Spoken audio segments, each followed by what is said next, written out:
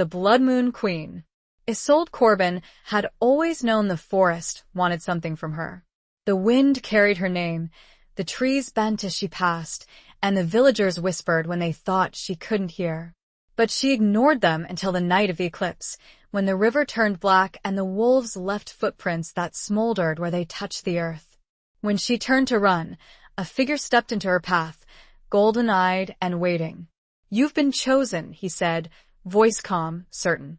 "Now come quietly, or they will not be as kind." Chapter 1. The Whispers of Blackwood Forest. The air in Blackwood Forest had always held a peculiar stillness, a hushed expectancy that settled deep in Isolde Corbin's bones.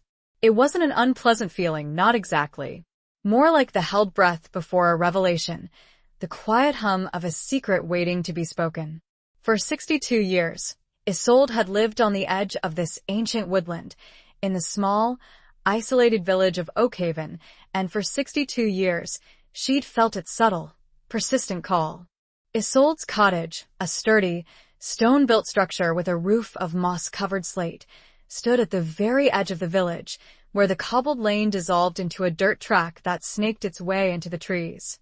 Her garden, a riot of herbs and late-blooming roses, bordered the forest, the gnarled branches of ancient oaks casting long, dancing shadows across her carefully tended flower beds.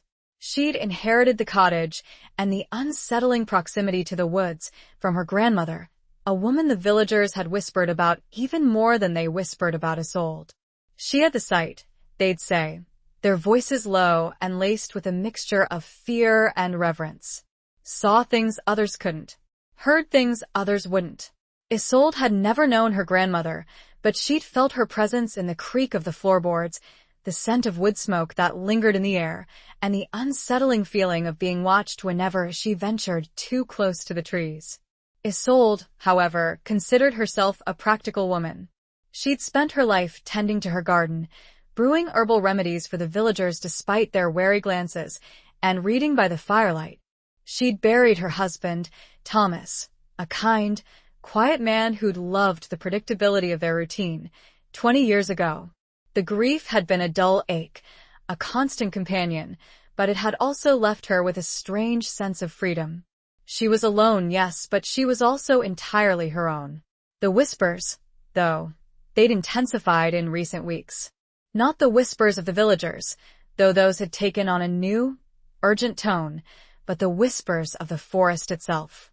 The wind seemed to carry her name, a sibilant sigh through the leaves. Isolde the trees, their branches heavy with the weight of centuries, bent towards her as she passed, as if offering a silent, knowing bow.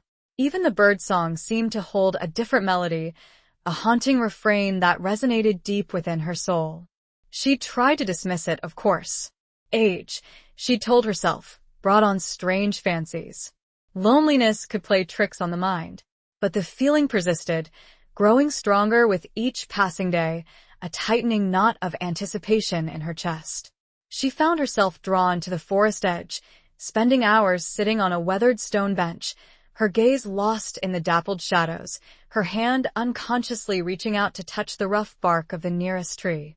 One evening, as the sun dipped below the horizon, painting the sky in hues of fiery orange and deep violet, Isolde sat on her bench, a half-finished cup of chamomile tea cooling in her hand. The air was thick with the scent of pine and damp earth, and the usual evening chorus of crickets was strangely muted. A profound silence had fallen, broken only by the rustling of leaves and the distant hoot of an owl. Isolde shivered, despite the lingering warmth of the day. She wrapped her shawl tighter around her shoulders, her fingers tracing the intricate pattern of the knitted wool. It was a gift from Thomas, one of the few things she still had that carried his scent, a faint, comforting aroma of pipe tobacco and lavender. Suddenly, a twig snapped nearby. Isolde's head jerked up, her heart pounding against her ribs. She scanned the deepening shadows, her eyes straining to pierce the gloom. At first, she saw nothing. Then, a flicker of movement, a darker shape against the already dark backdrop of the trees.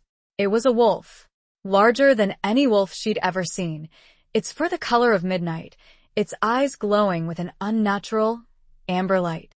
It stood perfectly still, its gaze fixed on Isolde, its presence radiating an aura of ancient power and something else. Something that made the hairs on the back of her neck stand on end. Isolde didn't move. She couldn't. She was frozen, not entirely by fear, but by a strange sense of recognition. It was as if she'd been waiting for this moment, this encounter, her entire life. The wolf took a step forward, then another. The silence stretched, taut and vibrating with unspoken tension. Isolde felt a tremor run through the ground beneath her feet, a subtle vibration that seemed to emanate from the creature before her. Then another sound, a low growl, rumbling from deep within the wolf's chest. It wasn't a threatening sound, not exactly. More like a greeting. Or a warning. Isolde found her voice, though it trembled slightly. Who are you? The wolf didn't answer, of course. But its eyes, those intense, glowing eyes, seemed to hold an answer, a secret that was both terrifying and strangely alluring. The forest held its breath, waiting. And Isolde knew, with a certainty that chilled her to the bone, that her life, the quiet, predictable life she'd known, was about to change forever. The wind whispered her name one last time, a mournful, almost resigned sound, before fading into the encroaching darkness. What would tomorrow bring? Chapter 2. Eclipse and Shadowed Footprints. The next day dawned gray and heavy, the sky a canvas of swirling clouds that promised a storm. Isolde woke with a lingering unease. The image of the wolf's luminous eyes burned into her memory. She went about her morning routine, lighting the fire, brewing a pot of strong tea, tending to her herbs, but her movements were mechanical, her mind preoccupied. The villagers, usually reserved, were even more so that morning. When Isolde ventured into the village square to replenish her dwindling supply of flour, she was met with averted gazes and hushed whispers. Old Maggie, the baker, a woman who'd always been kind, if a little eccentric, practically shoved the sack of flour into Isolde's hands, her eyes wide with a mixture of fear and pity. Best stay indoors today, Isolde, Maggie muttered, her voice barely audible above the rising wind. Especially tonight. The eclipse, it's not a good omen. Isolde frowned. The eclipse? I hadn't heard. Maggie shook her head, her gray bun bobbing. It's a rare one. A black sun. They say it awakens things best left undisturbed. Isolde tried to dismiss the old woman's words as superstition, but a shiver of apprehension ran down her spine. She thanked Maggie and hurried back to her cottage, the wind whipping at her skirts, the sky growing darker by the minute. The day passed in a blur of restless activity. Isolde tried to lose herself in her books, but the words swam before her eyes. She tried to work in her garden, but the wind tore at the petals of her roses, scattering them across the damp earth. She felt a growing sense of dread, a premonition of something inevitable approaching. As dusk settled, the storm finally broke. Rain lashed against the windows, and the wind howled like a banshee, rattling the shutters and shaking the very foundations of the cottage. Isolde lit every candle she owned, trying to dispel the encroaching darkness, but the shadows seemed to deepen, clinging to the corners of the room, whispering secrets she couldn't quite decipher. The eclipse began. Isolde, despite her apprehension, found herself drawn to the window. She pulled back the curtains and gazed out at the spectacle. The moon, a sliver of silver just moments before, was now completely obscured by the sun, leaving a ring of ethereal fire in the sky. The world was plunged into an unnatural twilight, an eerie, otherworldly glow that made everything seem strange and unfamiliar. Then she saw it. The river, which ran through the valley below her cottage, had turned black. Not the dark brown of muddy water, but a deep, inky black, as if the very essence of night had seeped into its depths. It flowed silently, unnaturally, its surface undisturbed by the raging storm. Isolde gasped, her hand flying to her mouth. She remembered the wolf, its eyes, the feeling of recognition. And she knew, with a chilling certainty, that this was connected. This eclipse, this black river, the whispers of the forest, it was all leading to something. She had to get out. She had to run. She turned from the window, her heart pounding against her ribs, her mind racing. She grabbed her shawl, her thickest boots, and a small pouch containing a few essential herbs and a silver locket that had belonged to her grandmother. As she reached the door, she heard it. Footsteps. Heavy, deliberate footsteps approaching her cottage. They weren't human footsteps. They were too heavy, too deliberate. And they weren't just footsteps. There was a scraping sound, a dragging sound, as if something large and powerful was moving across the damp earth. Isolde froze, her hand on the doorknob. She knew, without a doubt, that it was the wolves. The wolves of Blackwood Forest, the creatures of legend and nightmare, had come for her. She took a deep breath, trying to calm her racing heart. She couldn't run. There was nowhere to go. The forest surrounded her, and the village wouldn't help. They'd known this was coming. They'd warned her, in their own way. She opened the door. The rain had stopped, and the wind had died down, leaving an eerie silence in its wake. The eclipse was nearing its end, a sliver of silver reappearing on the edge of the moon. And there, standing in her garden, were the wolves. Not just one, but a pack. At least a dozen of them. Their fur the color of midnight, their eyes glowing with that same unnatural, amber light. They stood perfectly still, their gazes fixed on Isolde, their presence radiating an aura of ancient power and anticipation. And then he stepped forward. A figure emerged from the shadows, tall and imposing, his silhouette outlined against the faint light of the receding eclipse. He wasn't a wolf, not entirely, but there was something wild about him. Something untamed. His hair was as dark as the night, his features sharp and defined. His eyes were the same golden hue as the wolves, glowing with an inner fire that seemed to pierce Isolde's very soul. He stopped a few feet from her, his gaze unwavering. He was breathtakingly handsome, in a raw, primal way, but there was also a hint of something dangerous, something predatory about him. He carried himself with an air of authority, of command, as if he were accustomed to being obeyed. Isolde stood her ground, her chin lifted, her gaze meeting his. She wouldn't show fear. Not now. Not ever. He spoke, his voice a low, resonant rumble that seemed to vibrate through the very air around them. You've been chosen, he said, his words calm, certain, devoid of any inflection that might betray his emotions. Now come quietly, or they will not be as kind. He gestured towards the waiting pack, their eyes gleaming in the darkness, their silence more threatening than any growl. The choice was clear. But was it really a choice at all? Chapter 3. The Golden-Eyed Stranger's Decree. The words hung in the air, heavy and absolute. Chosen. The term felt ancient, imbued with a weight that settled deep within Isolde's bones.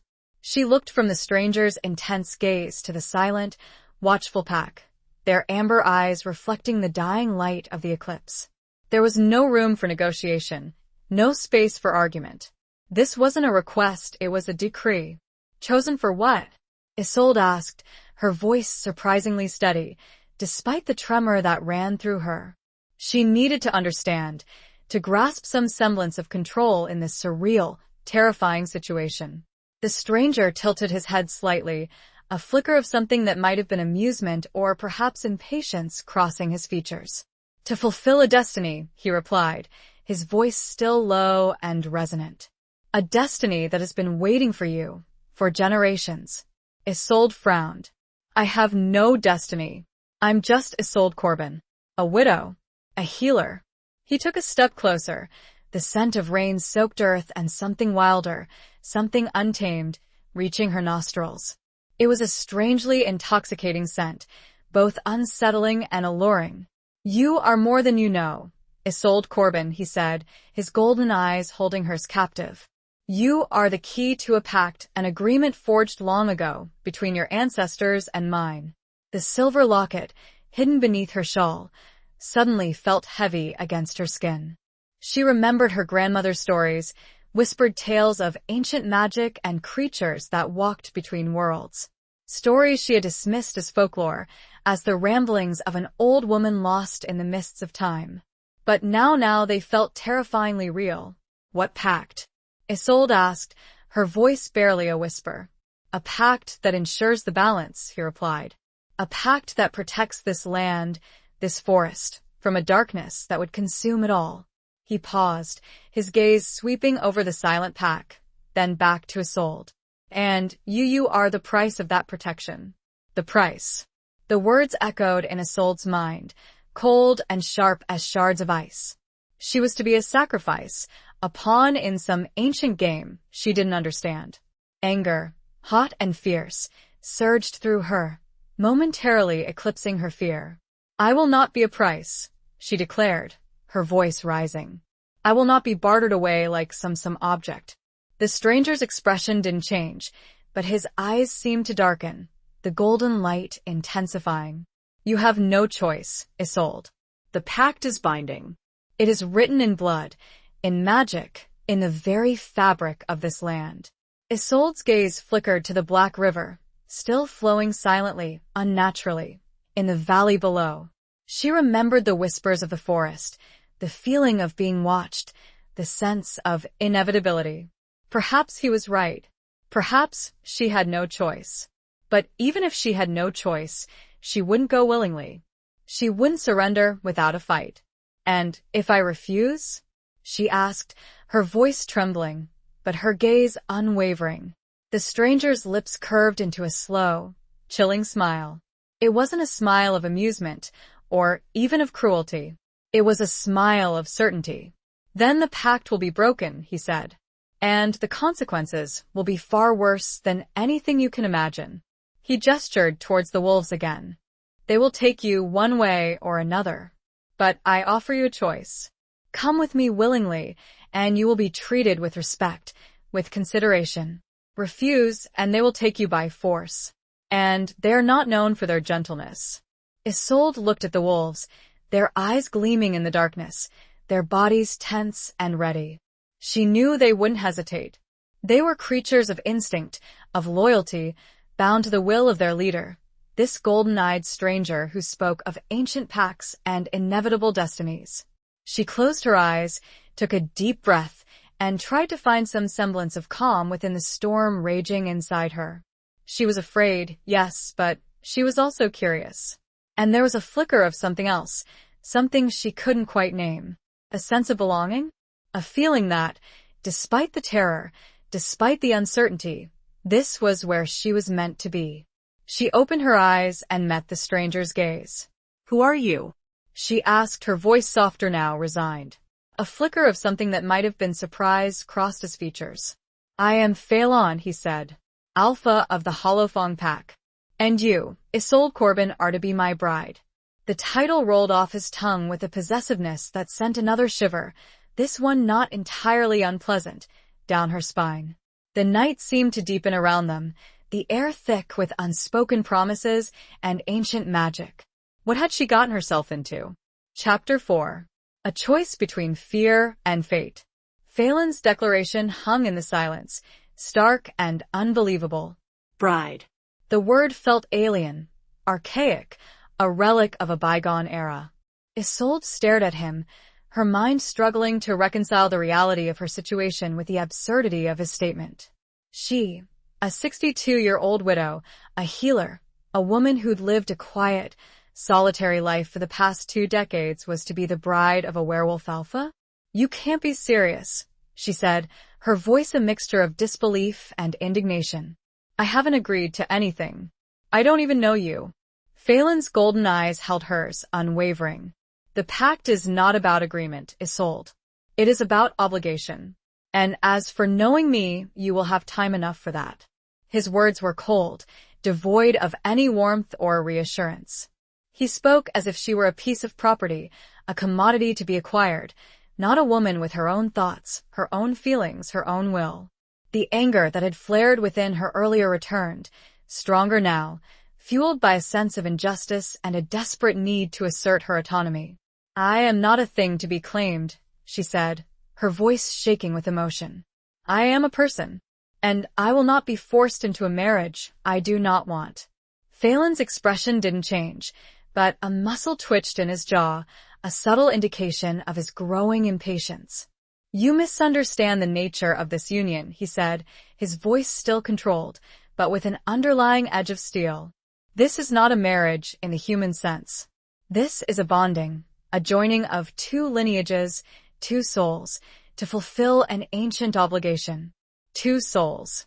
The phrase resonated deep within Isolde, stirring something within her, a flicker of something she couldn't quite define. It was as if a long-dormant part of her was awakening, responding to the ancient magic that permeated the air.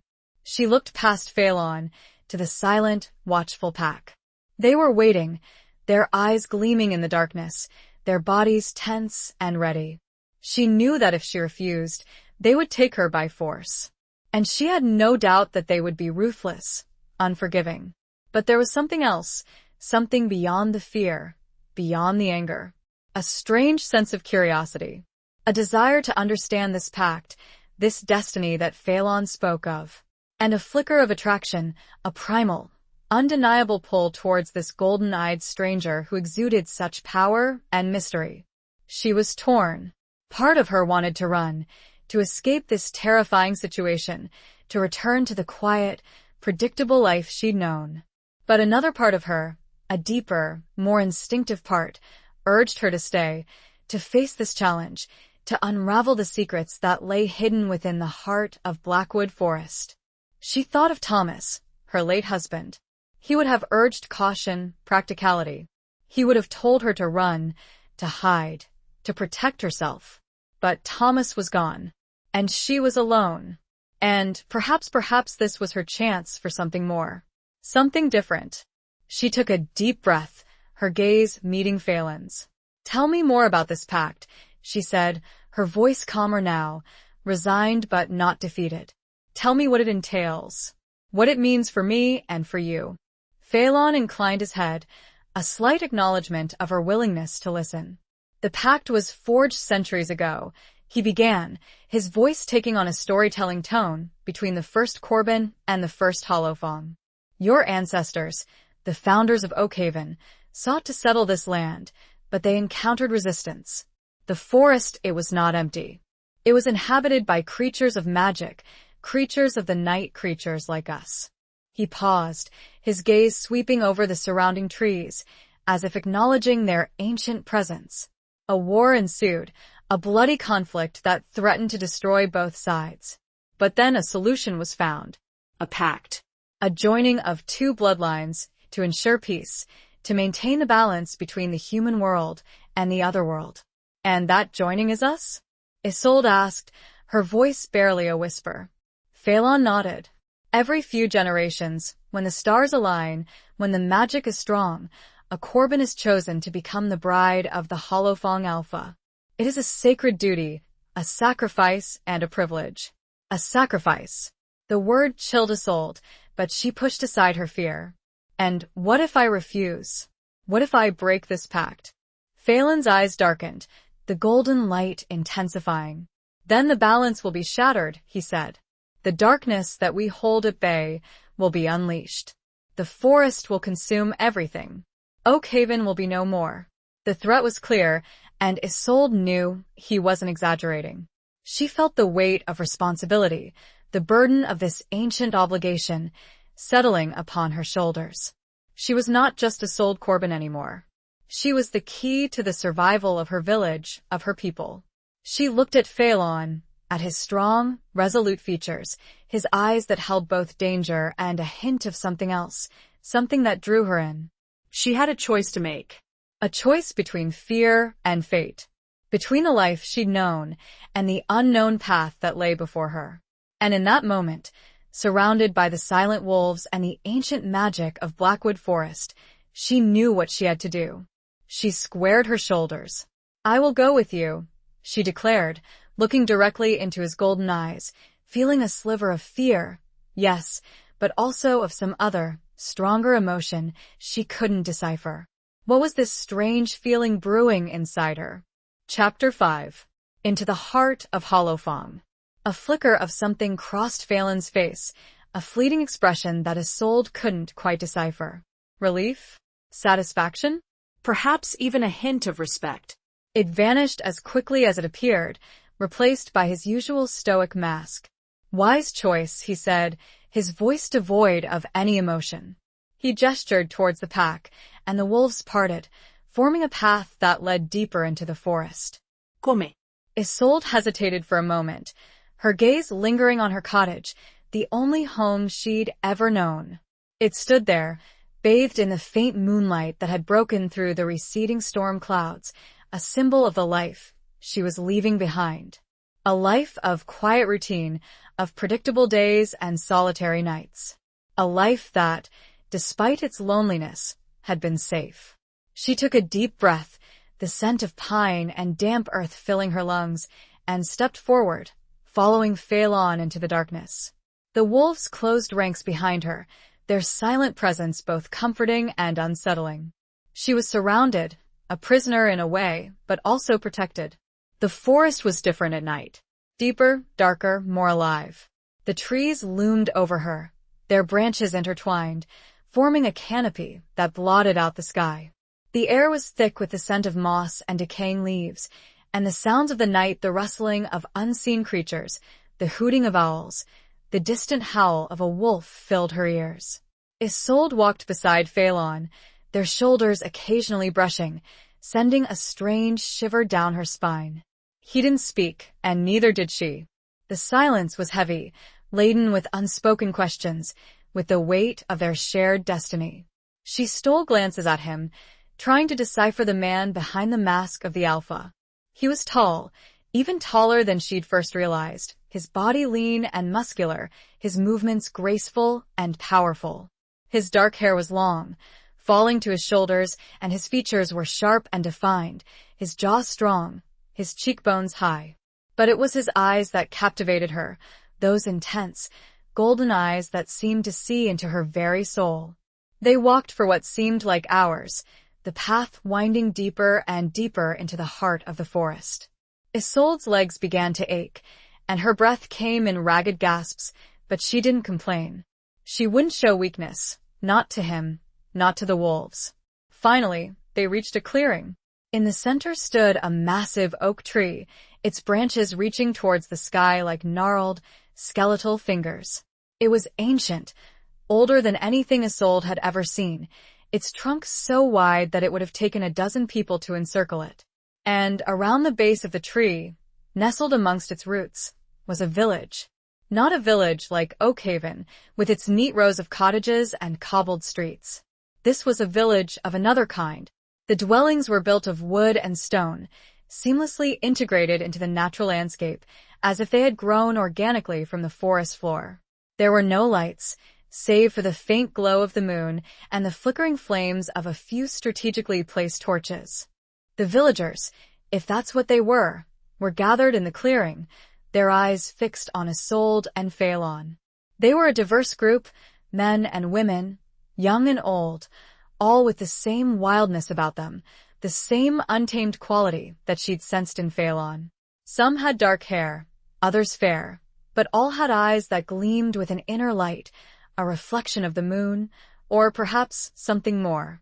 As Isolde and Phelan approached, the villagers parted, forming a path that led to the base of the great oak.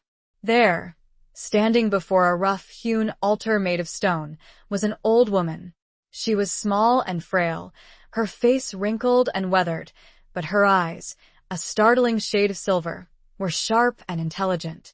She wore a robe of woven leaves and feathers, and a necklace of polished stones hung around her neck. Phelan stopped before the old woman and bowed his head. "Mother Elder," he said, his voice respectful. "I have brought her." The old woman's gaze shifted to Isolde, her silver eyes piercing, assessing. She studied Isolde for a long moment, her expression unreadable. Then, she spoke, her voice raspy but strong. "Isolde Corbin," she said, her voice echoing in the clearing. "You have been chosen to fulfill the ancient pact, to become the bride of the Hallowfang Alpha, to bind your bloodline to ours, and to ensure the balance between our worlds." Isolde met the old woman's gaze, her heart pounding in her chest. She felt the weight of expectation, the pressure of this ancient tradition, bearing down on her. This was it. There was no turning back. "I understand," Isolde said, her voice surprisingly steady. The old woman nodded. "Then let the bonding begin." She raised her hands, and a hush fell over the clearing. The air crackled with energy, and Isolde felt a strange tingling sensation run through her body.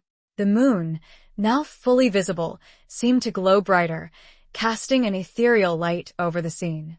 The old woman began to chant, her voice rising and falling in a rhythmic cadence, the words ancient and unfamiliar, yet somehow resonant.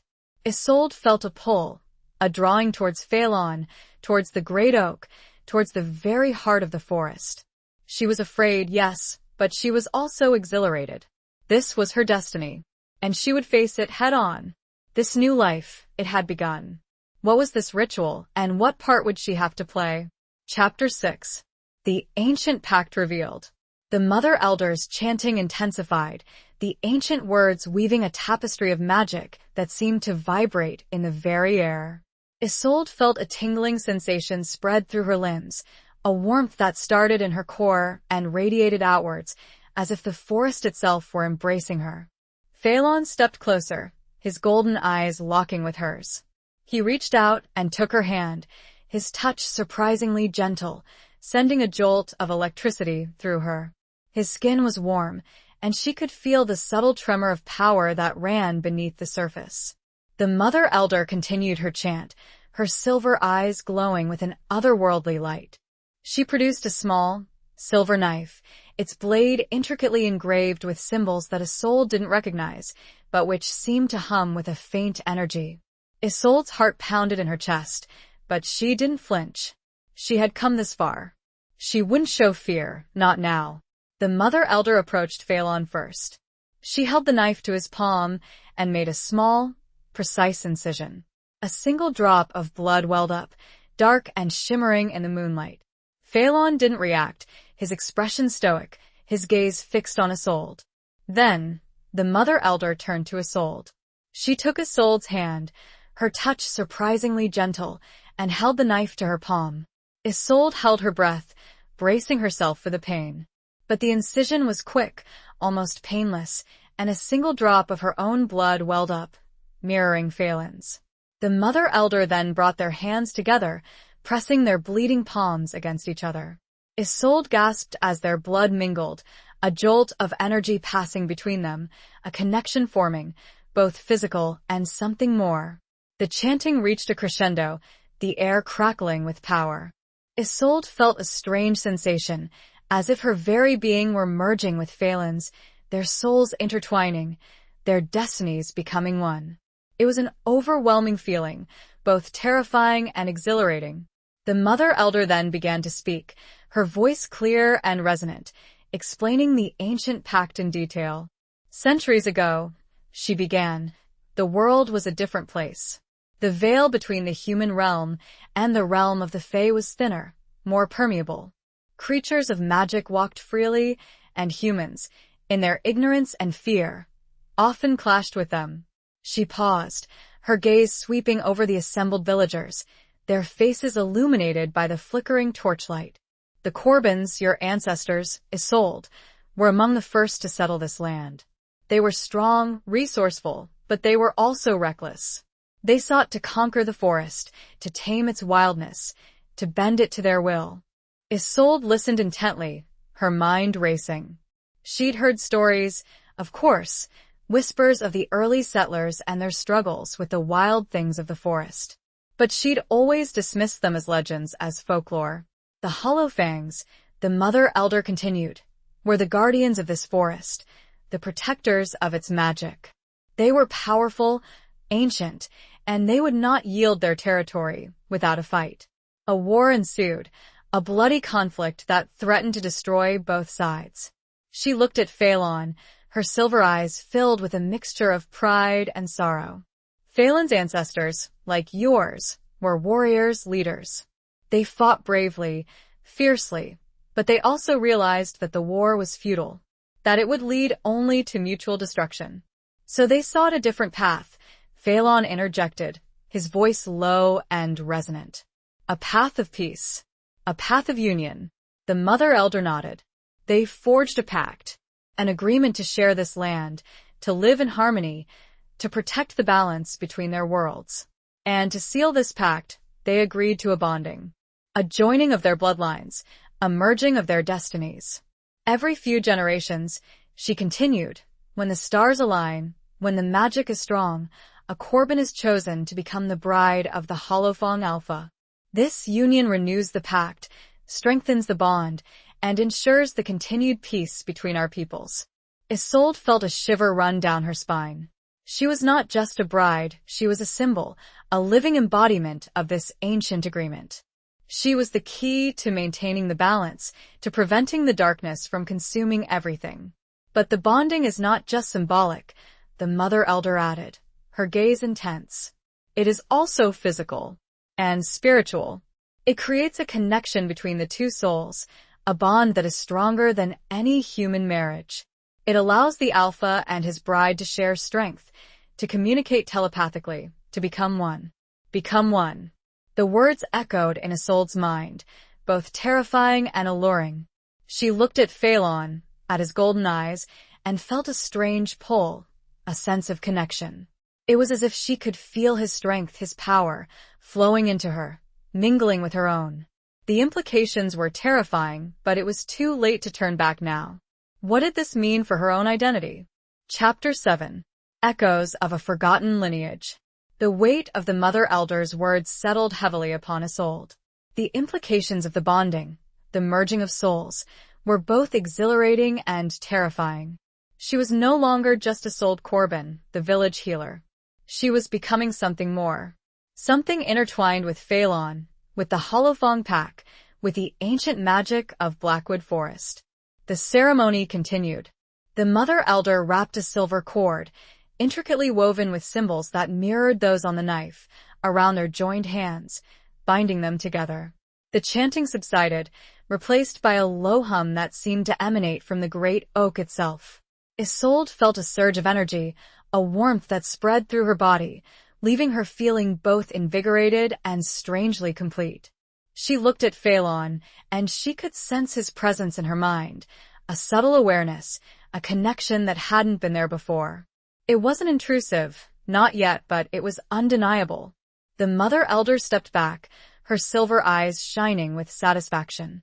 The bonding is complete, she announced, her voice echoing through the clearing.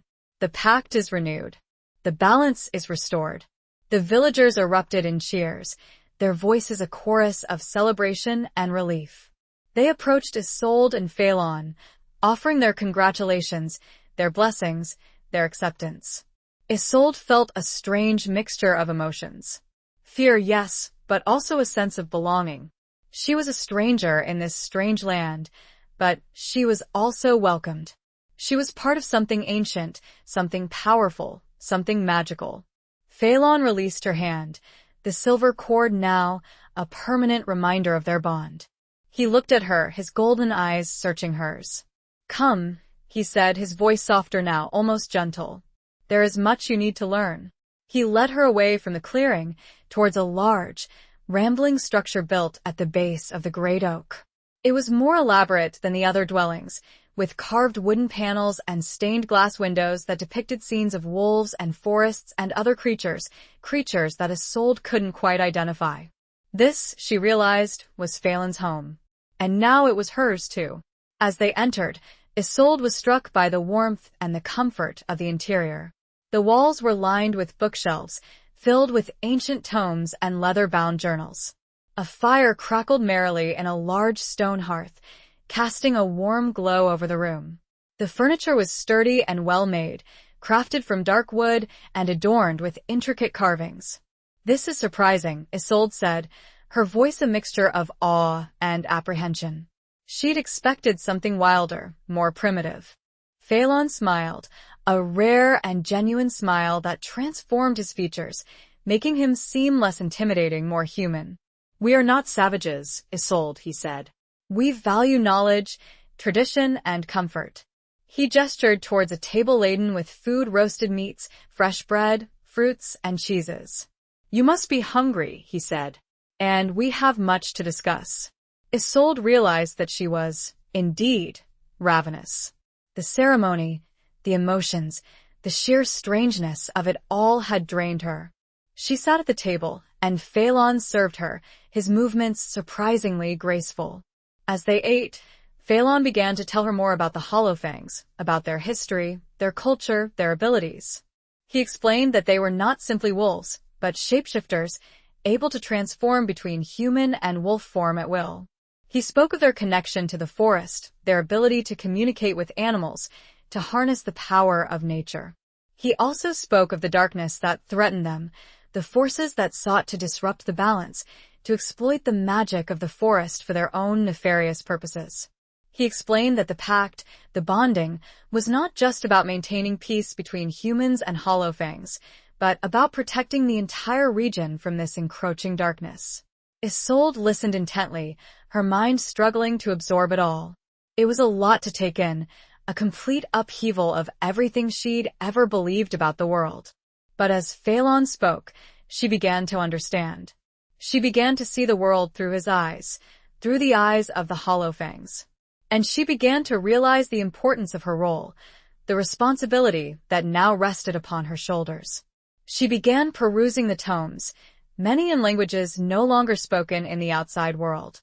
One book, its cover brittle and cracked with age, its script spidery and almost illegible, caught her attention. It was a history of the Corbin lineage, tracing her family back through centuries, detailing their connection to the Holofangs, to the magic of Blackwood Forest. As she read, she discovered things about her ancestors that she'd never known. She learned that they were not just settlers, but healers, protectors, witches in the true sense of the word, women who understood the power of nature, who could communicate with the spirits of the forest, who could shapeshift. The locket, the silver locket she always wore, suddenly felt heavy against her skin. She opened it, revealing a small, intricately carved wolf's head hidden inside.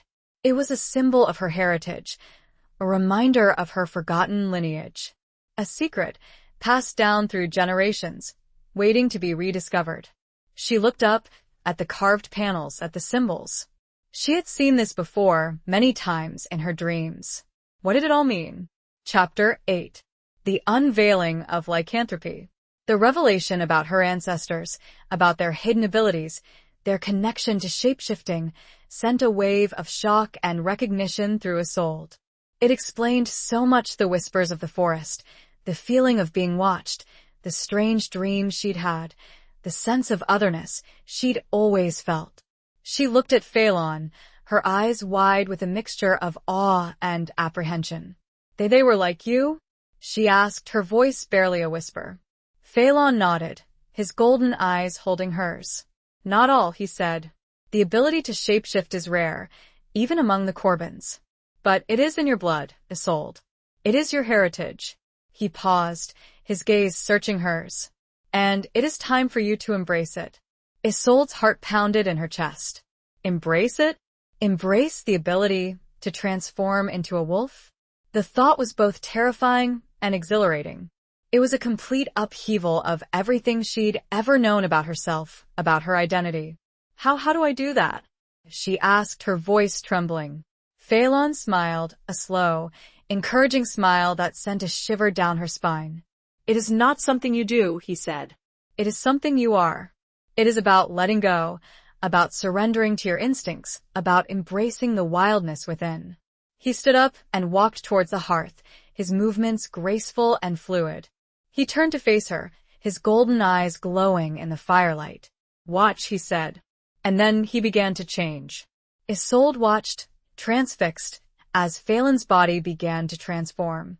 His bones shifted, his muscles rippled, his skin rippled and sprouted, thick and dark as the night. His features elongated, his eyes glowed brighter, his teeth sharpened into fangs. It was a terrifying sight, but also beautiful. A display of raw power, of primal energy, of nature's magic. In a matter of seconds, Phelan was gone, replaced by a magnificent wolf, larger than any wolf Isolde had ever seen, its fur the color of midnight, its eyes gleaming with an intelligence that was both human and something more. The wolf Phelan looked at her, its gaze intense, expectant. It let out a low growl, a rumble that seemed to vibrate through the very air. It wasn't a threatening sound, but an invitation. A call. Isolde felt a strange pull, a drawing towards the wolf, towards the wildness it represented.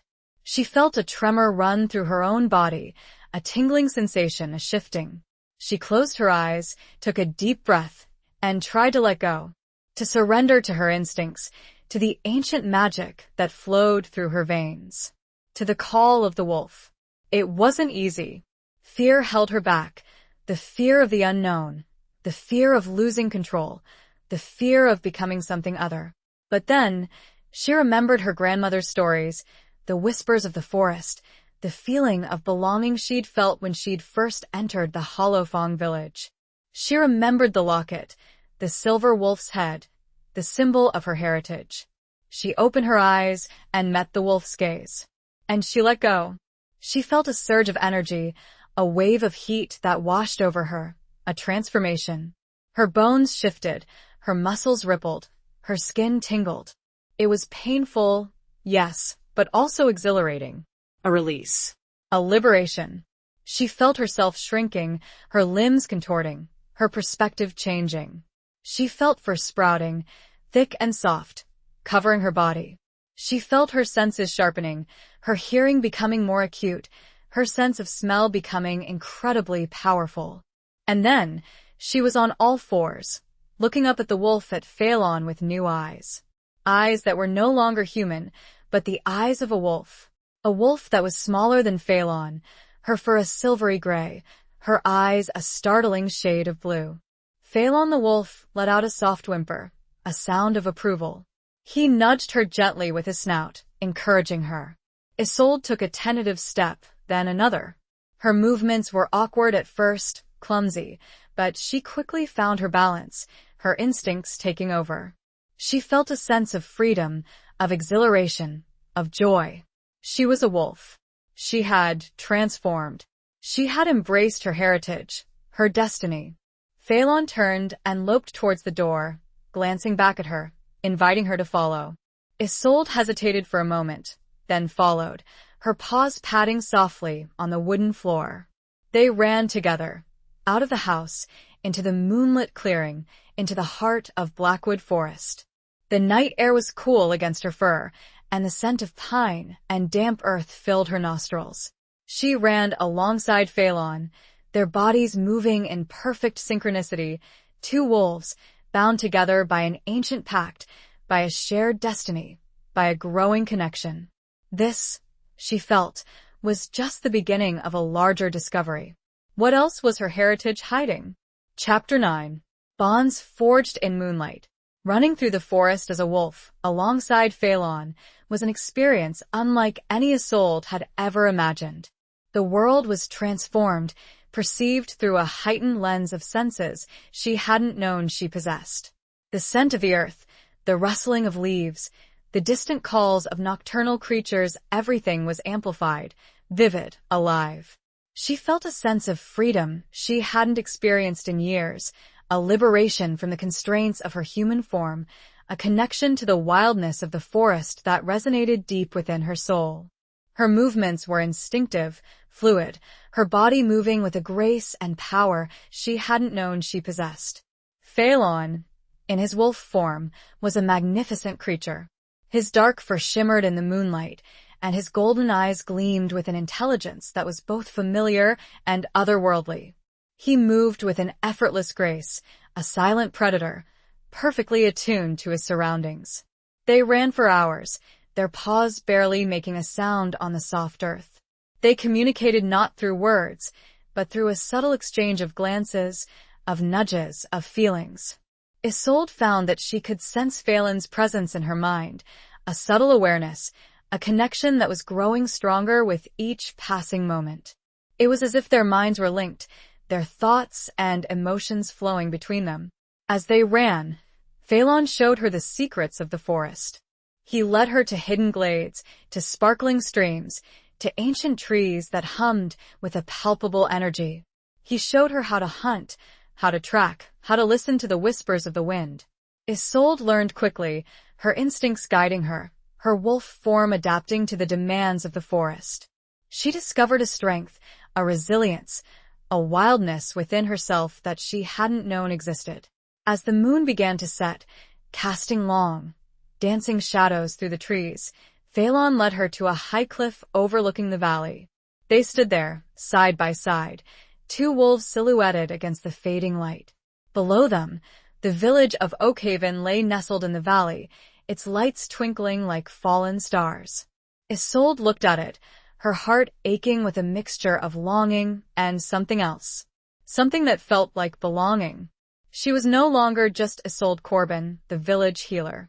She was part of something bigger, something ancient, something magical.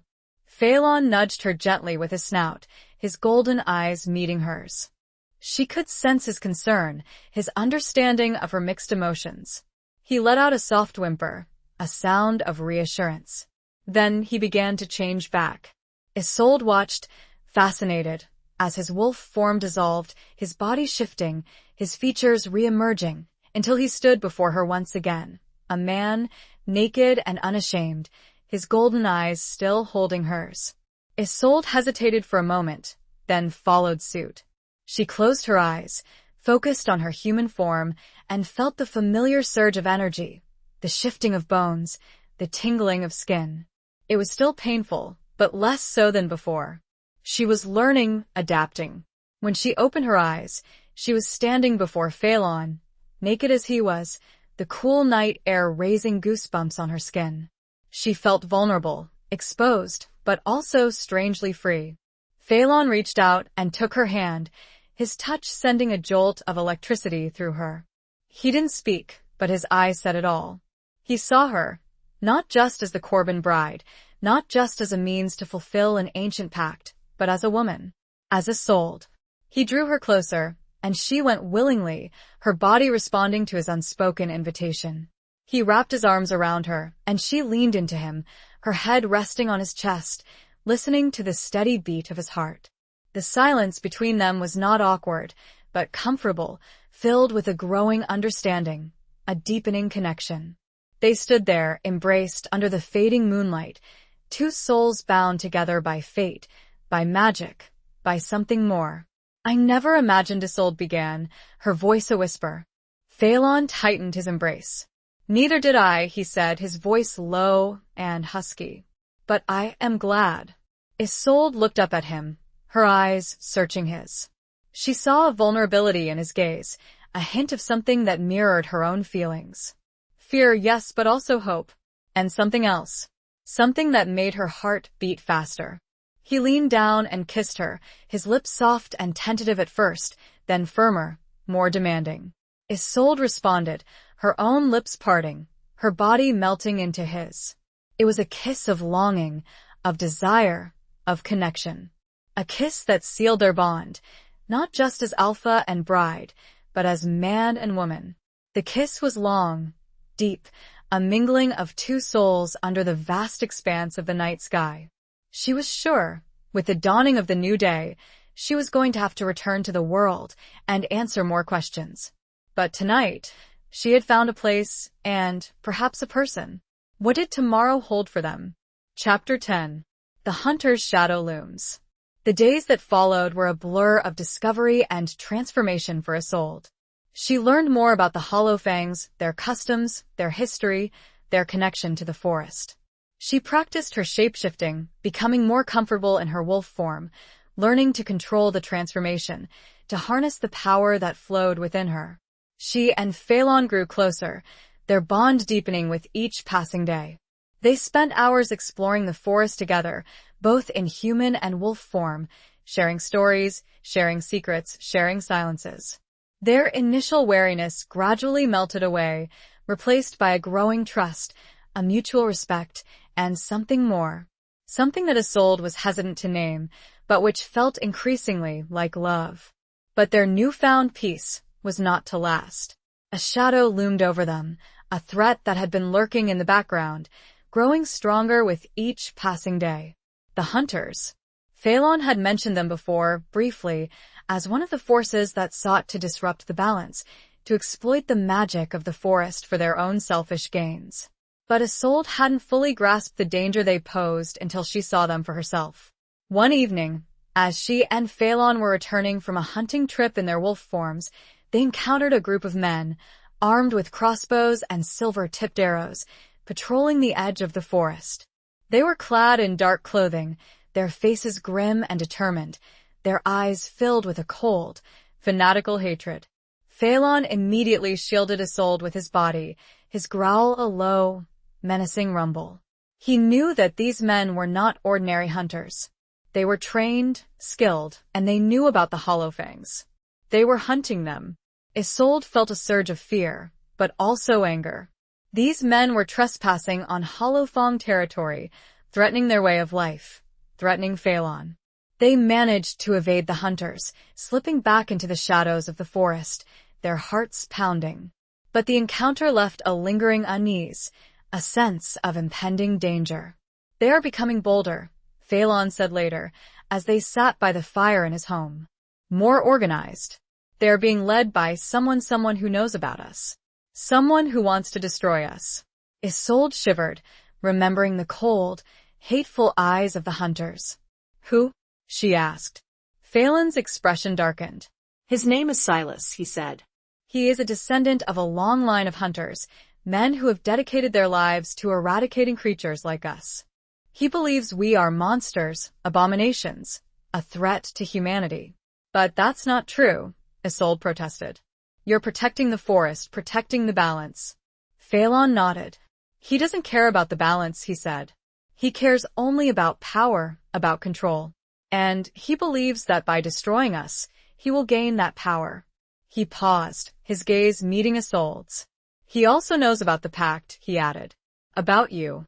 He believes that by capturing you, he can break the pact, weaken us, and ultimately destroy us." Isolde felt a chill run down her spine. She was not just a bride, a symbol of the pact. She was a target, a pawn in a dangerous game. "What do we do?" she asked, her voice trembling. Phelan's expression hardened. "We fight," he said. "We protect ourselves. We protect our way of life. And we protect you." His words were resolute, determined, but Isolde could sense the underlying worry, the fear for her safety. She reached out and took his hand, her fingers intertwining with his. "We fight together," she said, her voice firm. "I'm not afraid. I'm a Corbin. And I'm a Hollowfang." Phelan squeezed her hand, his golden eyes filled with a mixture of pride and love. He knew that she was strong, resilient, and that she would stand by his side, no matter what. He pulled her into a hug. The situation was dire, and they had a target on their back. But one thing was clear.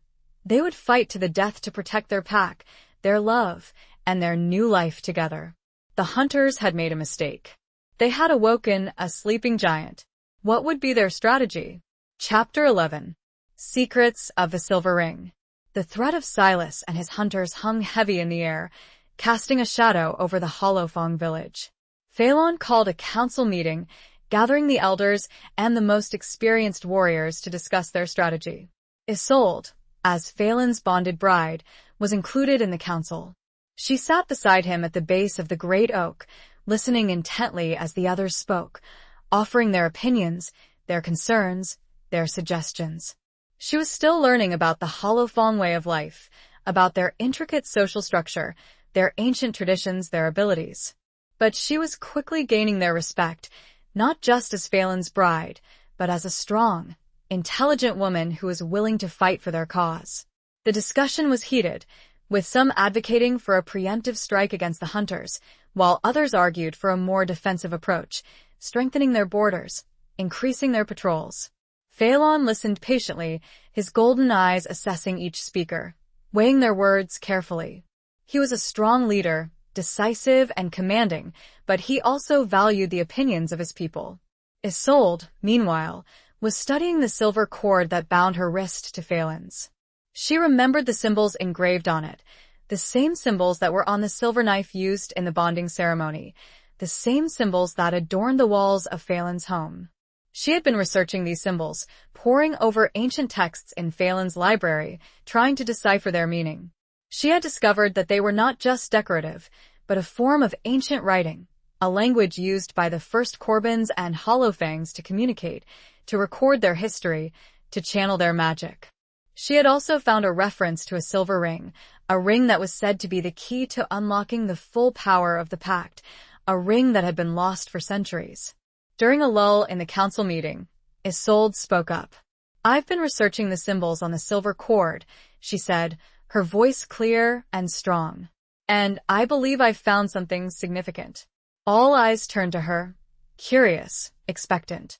She explained her findings about the ancient language, about the silver ring, about its supposed power. The elders were skeptical at first, dismissing it as a legend, a myth. But Phelan listened intently, his golden eyes fixed on Isolde, his intuition telling him that she was onto something. "Where is this ring supposed to be?" he asked. Isolde hesitated. "The texts are vague," she said. "But they suggest that it is hidden somewhere within Blackwood Forest, protected by ancient magic, guarded by something." "Something?" One of the elders scoffed. "What kind of something?" Isolde shrugged. "The texts don't specify," she said. "But they warn that it is dangerous, that only those who are worthy can retrieve it." Phelan stood up, his expression determined. "We need to find this ring," he said. "If it truly holds the power to strengthen the pact, to protect us from Silas and his hunters, then we must find it." The elders grumbled, but they knew that Phelan was right.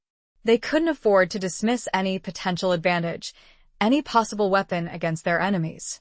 "But how do we find it?" one of the warriors asked. "The forest is vast, and the texts are vague." Isolde had an idea. She remembered the dreams she'd been having, the recurring images of a hidden glade, a sparkling stream, a twisted oak tree. She'd always dismissed them as just dreams, but now she wondered if they were something more. A clue. A guide. "I think I know where to start," she said, her voice filled with a newfound confidence. "I've been having visions, perhaps. They might lead us to the ring." Phelan looked at her, his golden eyes filled with a mixture of trust and something else. Something that made her heart beat faster. He nodded. "Then we follow your lead," he said. "We trust your instincts. We trust you."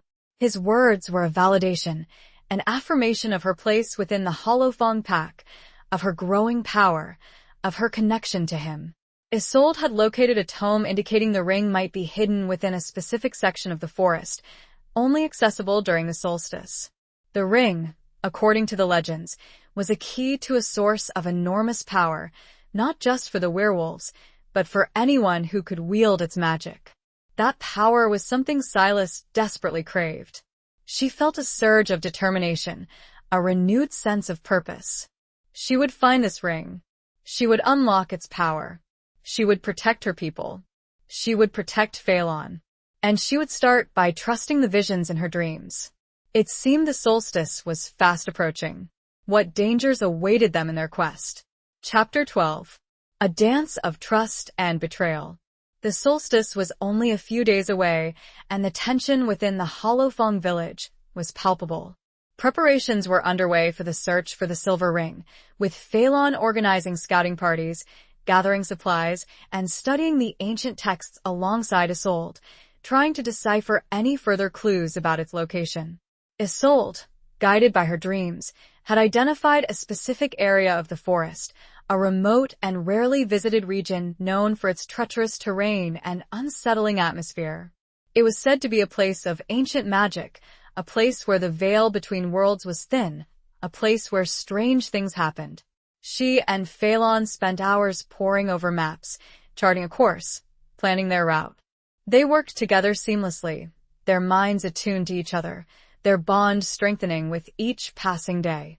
But there was a shadow hanging over them, a sense of unease that Isolde couldn't quite shake. It wasn't just the threat of Silas and his hunters, but something else, something closer. She had noticed a change in one of the elders, a subtle shift in his demeanor, a guardedness in his eyes.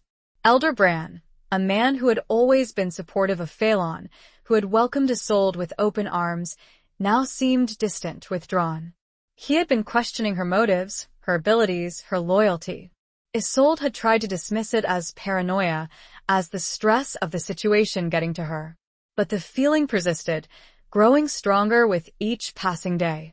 One evening, as she and Phelan were preparing to leave on a scouting mission, Isolde decided to confide in him.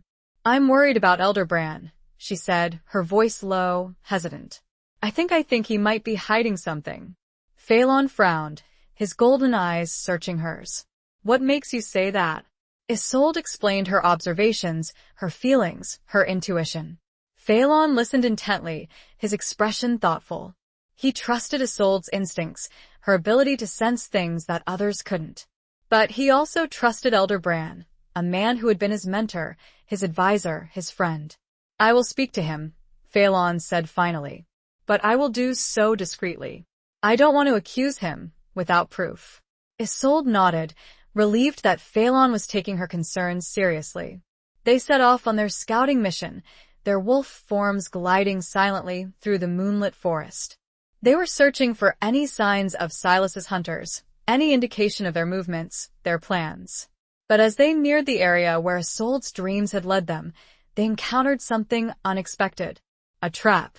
A carefully concealed pit, lined with sharpened stakes, covered with leaves and branches. It was a trap designed to kill, to maim, to capture. Phelan, with his keen senses, spotted it just in time. He pushed Isolde out of the way, narrowly avoiding the deadly pit himself. They stood there, staring at the trap, their hearts pounding. It was clear that this was not the work of Silas's hunters. This was a trap set by someone who knew the forest intimately, someone who knew their movements, their plans. Someone within the Hollowfang pack. Phelan turned to Isolde, his golden eyes filled with a mixture of anger and betrayal. "Bran," he said, his voice a low growl. "It has to be." Isolde nodded, her heart sinking. She had hoped she was wrong, but the evidence was undeniable. They returned to the village, their minds racing. They needed to confront Bran, but they needed to do so carefully. They couldn't risk alerting him, giving him a chance to escape, to warn Silas. They entered the village quietly, keeping to the shadows. They needed evidence. As they approached Bran's dwelling, they heard voices. Bran was speaking to someone, his tone hushed, urgent. They could hear another person, responding in low murmurs. It had to be Silas. Phelan and Isolde exchanged a look. This was it. They had their proof. But how should they play this? Should they attack now or should they report it?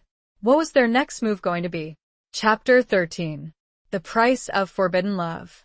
Phelan and Isolde exchanged a look of grim determination. They had their proof, but confronting Bran openly would risk alerting Silas and potentially endangering the entire pack. They needed a plan, and they needed it quickly. Silently, Phelan gestured for Isolde to follow him. They retreated back into the shadows, moving with the practiced stealth of their wolf forms, even in their human shapes.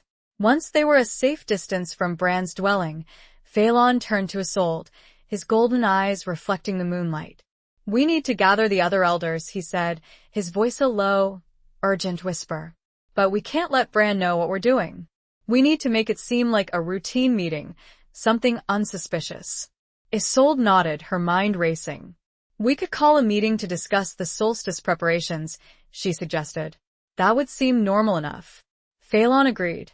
"And we'll need to be careful about who we trust," he added. "Bran may have other allies within the pack." They quickly devised a plan. Isolde, using her growing connection to the pack's telepathic network, would subtly contact the elders they believed they could trust, summoning them to a secret meeting at the Ancient Oak, while Phelan would keep an eye on Bran, ensuring he didn't suspect anything. The plan worked, at least initially. The trusted elders gathered at the Ancient Oak, their faces grave as Phelan and Isolde revealed their discovery of Bran's treachery.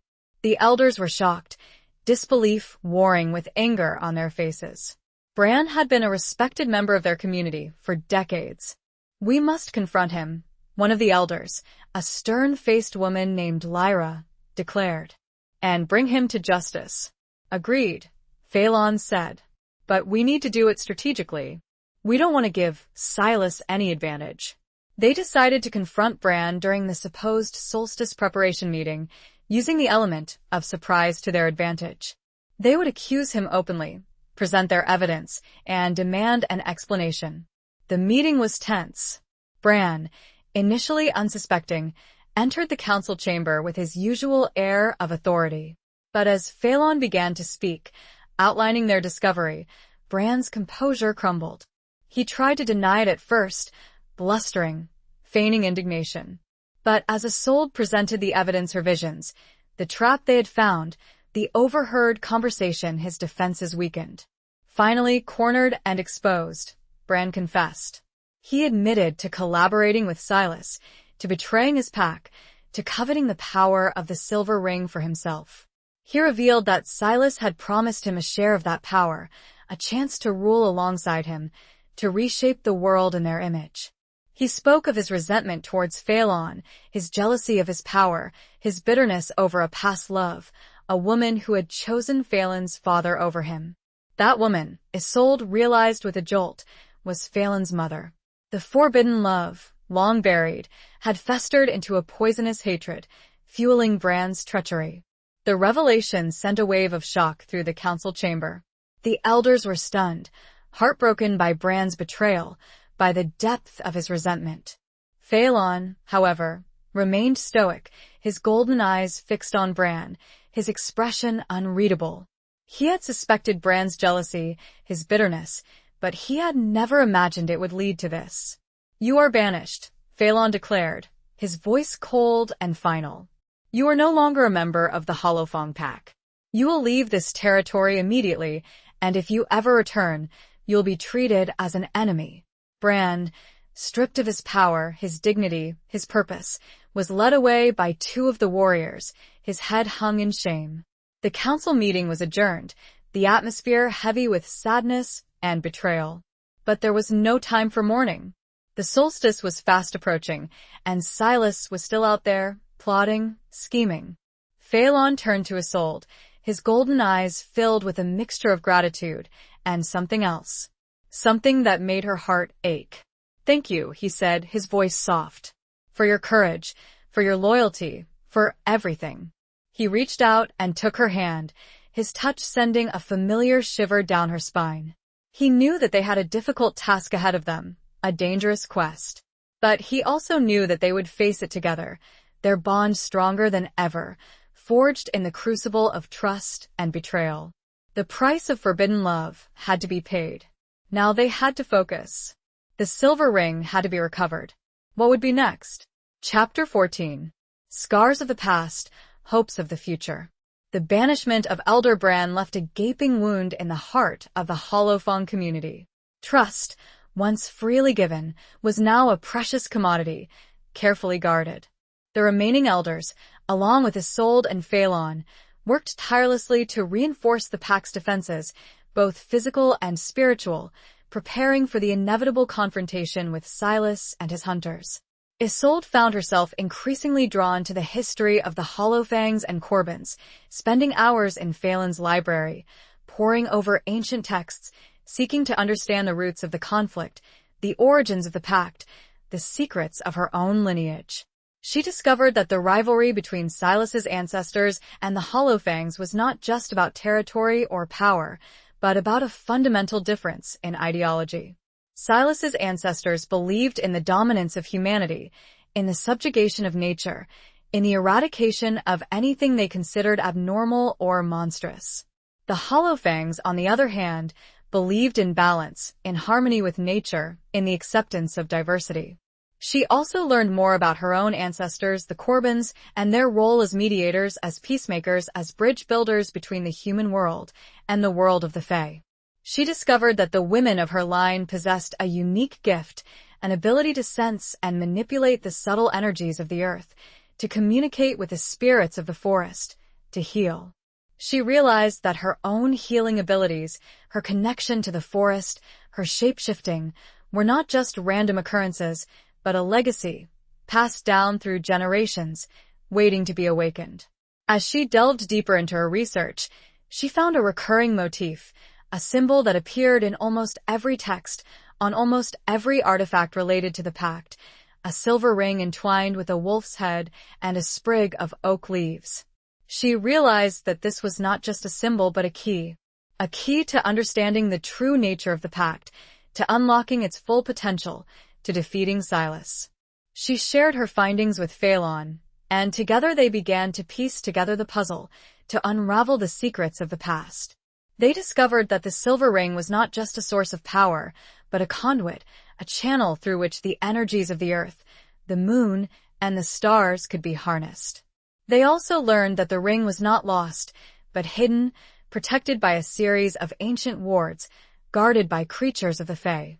The solstice was fast approaching, and with it, the only time when the wards surrounding the ring would weaken, allowing access to its hiding place.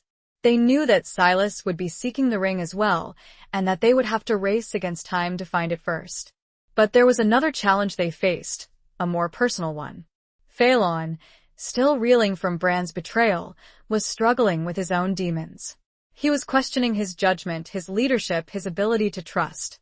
He was carrying the weight of his pack's safety on his shoulders, and the burden was almost unbearable. Isolde saw his pain, his struggle, and she reached out to him, offering her support, her understanding, her love. One evening, as they sat by the fire in his home, she spoke to him, her voice soft but firm. "You're not alone, Phelan," she said. "You have me. You have your pack. And you have the strength of your ancestors flowing through you." Phelan looked at her, his golden eyes filled with a mixture of sadness and gratitude. "I know," he said, his voice hoarse. "But I fear I am not worthy. I fear I will fail them." Isolde took his hand, her fingers intertwining with his. "You are worthy, Phelan," she said. "You are strong, you are just, and you are loved. You will not fail." She leaned in and kissed him, a kiss of comfort, of reassurance, of hope.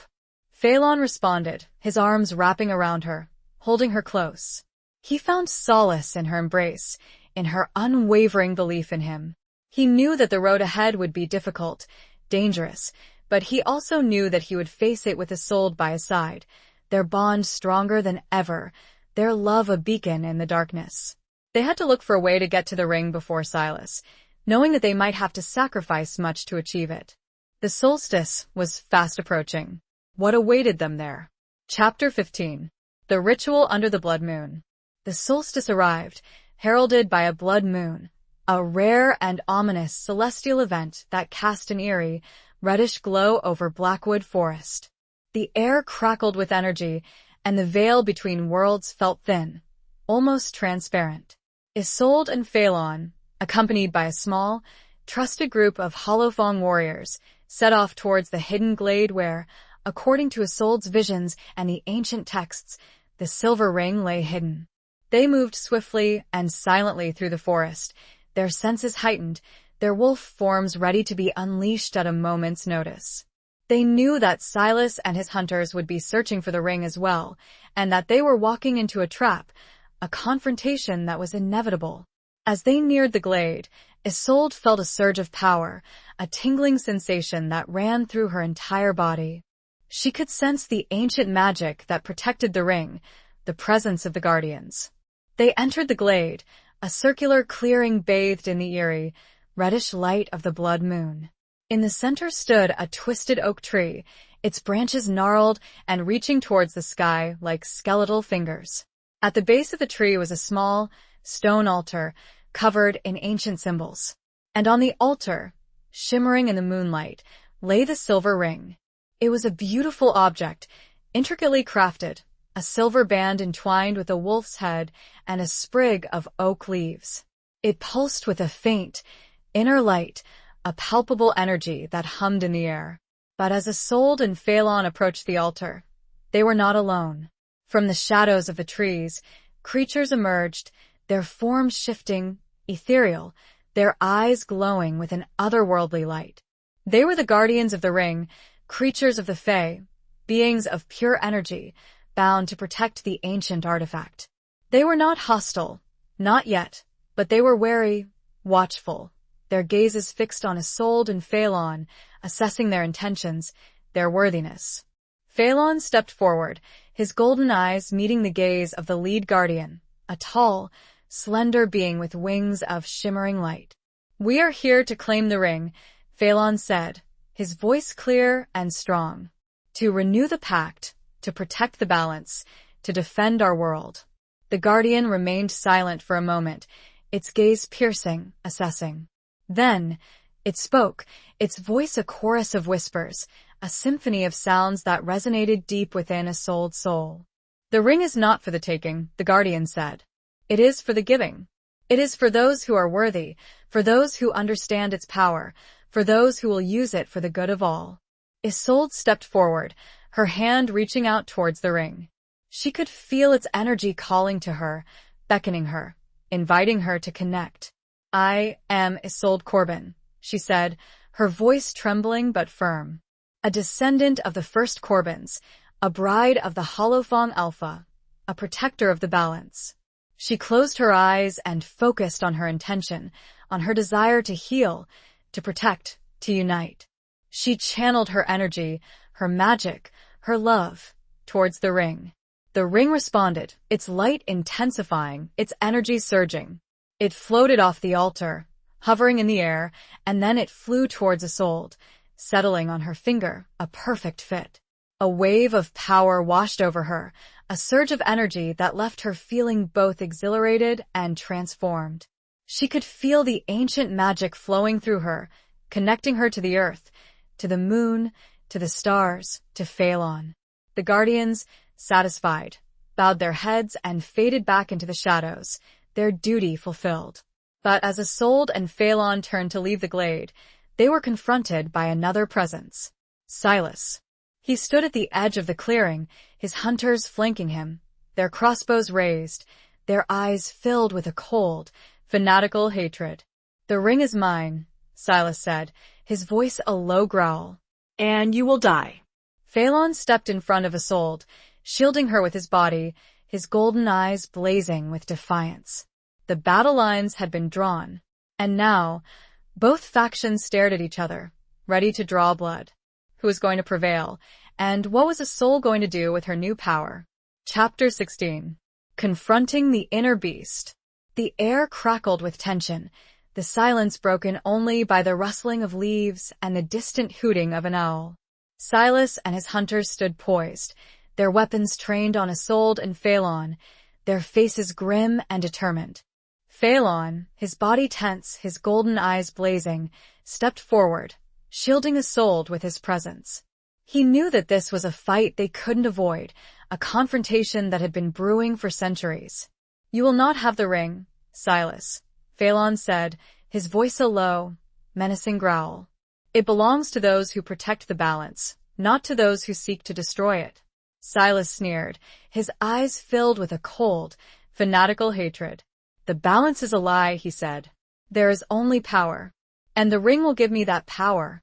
He raised his hand, signaling his hunters to attack. But before they could loose their arrows, Isolde stepped forward, her own eyes blazing with a newfound power. The silver ring on her finger pulsed with energy, and she felt a surge of strength, of confidence, of wildness. "No," she said, her voice clear and strong, resonating with the ancient magic that flowed through her. "The ring belongs to the earth, to the forest, to all of us." She raised her hand, and the wind began to swirl around her, whipping up leaves and branches, creating a vortex of energy. The hunters hesitated, their faces filled with a mixture of fear and awe. Phelan watched her, his heart filled with pride and love. He had always known that she was strong, resilient, but he had never seen her like this, wielding the power of the ancient pact, embracing her destiny. But as Isolde channeled her magic, she felt something else, something darker, something feral. It was the wolf within her, the primal instinct, the beast. It was a part of her heritage, but it was also dangerous. It was a power that could consume her, that could turn her into something monstrous. She struggled to control it, to rein it in, to keep it from overwhelming her. But the Bloodmoon, the ancient magic, The threat of Silas fueled the beast, making it stronger, more difficult to resist. She felt her body begin to shift, her bones creaking, her muscles rippling, her skin tingling. She was transforming, not into the graceful, controlled wolf she had become accustomed to, but into something wilder, more ferocious, more terrifying. Phelan saw the change in her, the struggle in her eyes, the danger. He knew that he had to help her, to guide her, to protect her. He stepped closer to her, his own wolf form beginning to emerge, his fur bristling, his fangs bared. He reached out to her, not with his hand, but with his mind, his soul, his love. "Isolde," he said, his voice a low rumble, a telepathic connection that only they could share. "Control it. Don't let it consume you. Remember who you are. Remember us." His words, his presence, his love reached her, anchoring her, grounding her. She felt the beast within her recede, its power still there, but now under control. She took a deep breath, her eyes clearing, her focus returning. She was still a wolf, a powerful, magnificent wolf, but she was also Isolde. She turned to face Silas, her eyes blazing with a controlled fury, her fangs bared in a silent snarl. The hunters, unnerved by her transformation, by her power, hesitated. They had been trained to fight werewolves, but they had never encountered anything like this. Silas, however, remained defiant, his hatred fueled by his fanaticism, his desperation. "Kill them," he screamed, his voice cracking with rage. "Kill them all." The hunters, spurred by his command, loosed their arrows. But Isolde and Phelan were ready. They moved with lightning speed, dodging the arrows, their wolf forms agile and powerful. They attacked, their claws and fangs tearing through flesh and bone, their movements a blur of fur and fury.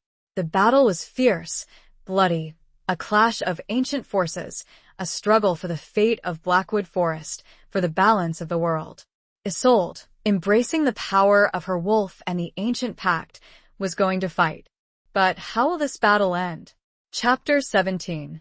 The Cursebreaker's Sacrifice. The battle raged in the moonlit glade, a whirlwind of fur, claws, and steel. Isolde, empowered by the silver ring and her now controlled wolf form, fought with a ferocity she hadn't known she possessed. She moved with lightning speed, dodging arrows, deflecting attacks, and striking back with deadly accuracy. Phelan fought beside her, his own wolf form a blur of dark fur and gleaming fangs. He was a formidable warrior, skilled and experienced, but he was also protective. He kept a close watch on Isolde, shielding her from danger, ensuring her safety. The Hollowfang warriors, inspired by their alpha and his bride, fought with courage and determination, pushing back the hunters, driving them towards the edge of the clearing. But Silas, fueled by his fanaticism and his desperation, was a formidable opponent. He wielded a silver sword, its blade imbued with ancient magic, a weapon specifically designed to kill werewolves. He fought with a cold, calculated rage, his eyes fixed on Isolde, his intention clear: to capture the ring, to break the pact, to destroy the Hollowfangs. He managed to break through the ranks of the warriors, his sword flashing, his movements swift and deadly. He lunged towards Isolde, his blade aimed at her heart. Phelan saw the attack and reacted instantly. He threw himself in front of Isolde, intercepting the blow, the silver sword piercing his side, drawing a cry of pain from his lips. Isolde screamed, her heart lurching with fear. She saw Phelan stumble, his body weakening, his golden eyes dimming. She channeled her rage, her fear, her love, into a surge of power.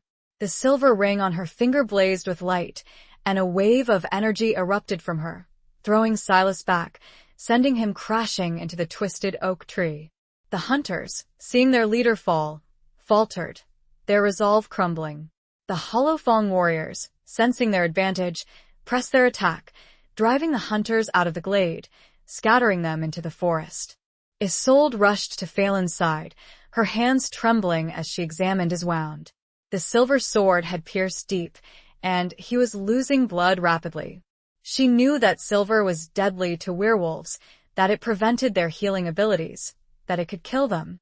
She tore a strip of cloth from her tunic and pressed it against the wound, trying to staunch the flow of blood. But it was no use. The silver had done its damage, and Phelan was growing weaker by the second. "Phelan," she whispered, her voice choked with tears. "Stay with me." Please stay with me. Phelan looked at her, his golden eyes filled with a mixture of pain and love. He reached out and touched her cheek, his hand trembling. "Isolde," he said, his voice weak but clear. "The ring, you must use it to break the curse." Isolde frowned, confused. "What curse?" Phelan struggled to speak, his breath coming in ragged gasps. "The curse of the Bloodmoon, Silas. He planned this." He knew. He coughed, blood splattering his lips. "The Bloodmoon amplifies the darkness, strengthens the hunters, weakens the pact." Isolde remembered the ancient texts, the warnings about the Bloodmoon, about its power to disrupt the balance, to unleash chaos. She realized that Silas hadn't just been seeking the ring for its power, but he had been using the Bloodmoon to weaken the pact, to make the Hollow Fangs vulnerable, to destroy them. And she, by embracing her wolf form under the Bloodmoon, had inadvertently played into his hands, had amplified the curse, had endangered Phelan. "I understand," she said, her voice firm despite the tears streaming down her face. "I will break the curse. I promise you." She took a deep breath, closed her eyes, and focused on the silver ring, on its power, on her connection to the earth, to the moon, to Phelan. She channeled her energy, her magic, her love, into the ring, sending a wave of pure, white light outwards, a beacon in the darkness. The light spread, encompassing the glade, the forest, the world. It washed over Silas, who screamed in agony as the darkness within him was purged, his body dissolving into dust. It washed over the remaining hunters, stripping them of their fanaticism, their hatred, their power. It washed over the forest, healing the wounds, restoring the balance, cleansing the curse. And it washed over Phelan, his body glowing with a soft, ethereal light. The silver wound began to close, his breathing became easier, his golden eyes regained their brilliance. But as Phelan healed, Isolde felt herself weakening, her energy draining, her life force fading. She had broken the curse, she had saved Phelan, she had saved her pack, but she had done so at a great cost. The act of channeling so much pure energy, of breaking such a powerful curse, had drained her. She collapsed, her body limp, her eyes closing. Phelan, now healed, caught her in his arms, his heart breaking. He held her close, his tears falling onto her face. "Isolde," he whispered, his voice choked with emotion. "No, please don't leave me." Isolde opened her eyes, a faint smile on her lips. She reached out and touched his cheek, her hand trembling. "I love you, Phelan," she whispered. "Always." And then, her hand fell, her eyes closed, and her body went still. Phelan held her, weeping, his grief a raw, unbearable ache. He had lost her. He had lost his bride, his love, his soulmate. He was now healed, but at what cost? Chapter 18. A kingdom on the brink of war. Phelan cradled Isolde's lifeless body in his arms, his grief a crushing weight that threatened to consume him. The clearing, once a scene of chaos and violence, was now eerily silent, the only sound the rustling of leaves and Phelan's own ragged sobs. The Bloodmoon, its curse broken, still cast an unnatural glow over the scene, a silent witness to the tragedy that had unfolded.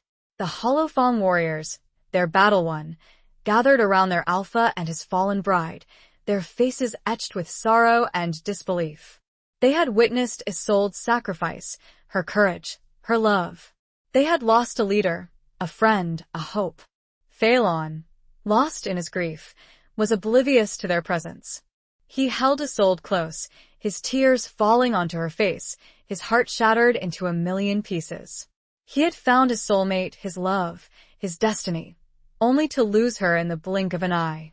But as he held her, he felt something. A faint pulse, a flicker of warmth, a spark of life. He looked down at Isolde, his eyes widening in disbelief. He pressed his fingers to her neck, searching for a sign, a hope, a miracle.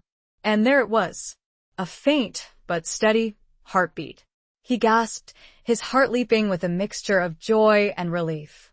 She was alive. She was still alive. He looked up at the warriors, his golden eyes blazing with a newfound hope. She's alive, he cried, his voice hoarse, but filled with emotion. Isolde, she's still alive. The warriors, stunned, rushed to his side, their faces lighting up with disbelief and joy. They had witnessed a miracle, a resurrection, a testament to the power of the pact, of Isolde's spirit of love. But Isolde remained unconscious, her body weak, her breathing shallow. They knew that she was not out of danger, that she needed help, that she needed healing. The Mother Elder, alerted by the telepathic network, arrived at the glade, her silver eyes filled with concern. She examined Isolde, her touch gentle, her movements practiced. "The curse is broken," she said, her voice grave. "But Isolde has expended a great deal of energy. She is weakened, drained. She needs time to recover." They carried Isolde back to the Holofong village, to Phelan's home, where they laid her on a bed of soft furs, surrounded by candles and healing herbs. Phelan stayed by her side, day and night, watching over her, holding her hand, whispering words of comfort, of love, of hope. He refused to leave her, refused to sleep, refused to give up. Days turned into nights, and still, Isolde remained unconscious. The Holofong community, united in their grief and their hope, prayed for her recovery, offering their support, their energy, their love. But as time passed, a new threat emerged. Word of Silas's defeat, of the broken curse, of Isolde's sacrifice, had reached the neighboring human settlements, sparking fear, anger, and calls for retaliation. Rumors spread, fueled by misinformation and prejudice, that the Holofangs had attacked the hunters unprovoked, that they were planning to wage war on humanity, that they were monsters. The human leaders, swayed by the public outcry and their own long-held biases, began to mobilize their forces, preparing for a preemptive strike against the Holofangs, a war that could destroy both sides. The Holofong elders, aware of the growing threat, urged Phelan to prepare for war, to defend their territory, to retaliate. But Phelan, consumed by his worry for Isolde, refused. He couldn't bear the thought of more bloodshed, of more loss, of more pain. "We will not attack," he said, his voice firm but weary. "We will defend ourselves if necessary, but we will not initiate a war. Isolde, she sacrificed herself to save us, to save humanity. We will not betray her sacrifice by starting another conflict." The elders argued, pleaded, but Phelan remained steadfast. He would not lead his people into war, not while Isolde lay unconscious, not while there was still a chance for peace. He sent scouts into human territory, trying to find people who might be reasonable. He was running out of time. The kingdom was on the brink of war, and the fate of both humans and Holofangs rested on the shoulders of a woman who lay unconscious, a woman who had sacrificed everything for peace, for love, for a future that seemed increasingly uncertain. The fate of the land was now tied to Isolde. Could anyone save them now? Chapter 19. The Last Stand at Raven's Peak. The threat of war loomed large, casting a long, dark shadow over Blackwood Forest. The human settlements, fueled by fear and misinformation, were mobilizing their forces, preparing to launch a preemptive strike against the Holofangs. Phelan, despite the urging of his elders, remained steadfast in his refusal to initiate hostilities, clinging to the hope that Isolde would awaken and somehow find a way to avert the impending conflict. Isolde, however, remained in a deep, coma-like state, her body weak, her spirit seemingly adrift in a realm between life and death. Phelan stayed by her side, tirelessly tending to her, whispering words of encouragement, his love a constant beacon in the darkness. One morning, as the sun rose, casting long shadows through the forest, Isolde's fingers twitched. Phelan, who had dozed off at her bedside, jolted awake, his heart pounding with a mixture of hope and trepidation. He leaned over her, his golden eyes searching hers. "Isolde?" he whispered, his voice trembling. Can you hear me? Her eyelids fluttered, and then, slowly, they opened. Her eyes, a startling shade of blue, met his, filled with a mixture of confusion and recognition. "Phelan?" she whispered, her voice weak and raspy. Phelan's heart soared with relief. He grasped her hand, his tears falling onto her face. "You're awake," he said, his voice choked with emotion. "You're alive." Isolde struggled to sit up, her body aching, her mind still foggy. She remembered the battle, the curse, her sacrifice. But she also remembered Phelan's love, his unwavering support, his hope. What happened?" she asked, her voice gaining strength. Phelan quickly explained the situation, the impending war, the human settlement's mobilization, the desperate need for a solution. Isolde listened intently, her eyes widening with concern. She knew that she had to do something, that she had to find a way to stop the war, to save her people, both human and Holofong. She remembered the silver ring, the power it held, the connection it forged between her and the earth, the moon, the spirits of the forest. I think I have an idea," she said, her voice still weak, but filled with a newfound determination. She explained her plan, a daring, risky gambit that could either save them all or lead to their utter destruction. Phelan listened, his heart filled with a mixture of hope and fear.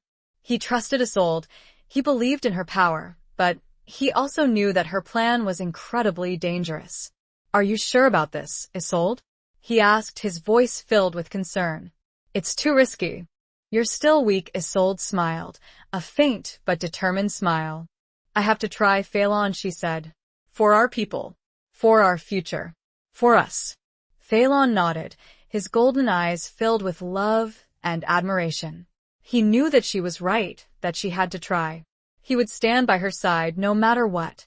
They decided to travel to Raven's Peak, a high, desolate mountain overlooking the border between the human settlements and the Holofong territory. It was a place of ancient power, a place where the veil between worlds was thin, a place where communication was possible. It was also going to be the first place the humans attacked. Accompanied by a small group of trusted Holofong warriors, they set off towards Raven's Peak, their hearts filled with a mixture of hope and dread. As they reached the summit, they saw them, the human army, a vast sea of soldiers, their banners flying, their weapons gleaming in the sunlight, marching towards the forest, towards them. Isolde and Phelan stood at the edge of the precipice, facing the approaching army, their figures silhouetted against the sky. They were outnumbered, outmatched, but they were not defeated. Isolde raised her hand, the silver ring on her finger pulsing with energy. She closed her eyes and focused on her intention, on her desire for peace, for understanding, for unity. She began to chant, her voice clear and strong, resonating with the ancient magic of the pact, of the forest, of the earth. The wind began to swirl around her, whipping up dust and snow, creating a vortex of energy. The human army, witnessing the spectacle, hesitated, their advance slowing, their faces filled with a mixture of fear and awe. Isolde opened her eyes, her gaze fixed on the approaching army. She spoke, her voice amplified by the wind, by the magic, by her will. "Stop," she cried. "We do not want war. We do not want bloodshed. We want peace." Her words echoed across the battlefield, reaching the ears of the soldiers, the commanders, the leaders. The final confrontation. Would they stand down? Chapter 20. The final confrontation of hearts. Isolde's voice, amplified by the wind and the ancient magic of the silver ring, echoed across the battlefield, a plea for peace in the face of impending war. The human army, a vast sea of soldiers poised to attack, hesitated, their advance faltering as they witnessed the spectacle before them, a lone woman, silhouetted against the sky, wielding a power they couldn't comprehend. Phelan stood beside Isolde, his wolf form shimmering just beneath the surface, ready to defend her, to protect her, to die for her. He trusted her, he believed in her, but he also feared for her safety. This was a desperate gamble, a last-ditch effort to avert a conflict that could destroy everything they held dear. The human commanders, initially taken aback by Isolde's display of power, conferred amongst themselves, their faces a mixture of confusion, fear, and doubt. Some urged caution, suggesting that this was a trick, a deception. Others, however, were swayed by Isolde's words, by her sincerity, by the undeniable power she wielded. A lone figure emerged from the ranks of the human army, a man clad in ornate armor, his face grim and determined. He was the leader of the human forces, General Alaric, a seasoned warrior known for his ruthlessness and his hatred of the Hollowfangs. He approached Isolde and Phelan, his hand resting on the hilt of his sword, his eyes filled with suspicion and contempt. "What is the meaning of this?" he demanded, his voice harsh and commanding. What sorcery is this? Isolde met his gaze, her own eyes unwavering, her voice calm but firm. "This is not sorcery, General," she said. "This is the power of the earth, the power of the forest, the power of connection."